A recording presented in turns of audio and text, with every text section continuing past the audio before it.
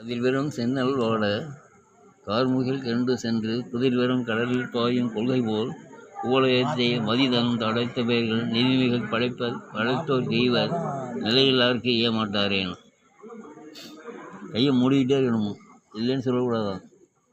எப்படி செந்நெல் வாழுதா, கடலில் போய் அந்த மழை பெய்யுதா, அது மாதிரி தான் அப்படிங்கிற மூடிக்கிட்டே இருக்கணுமா கையை.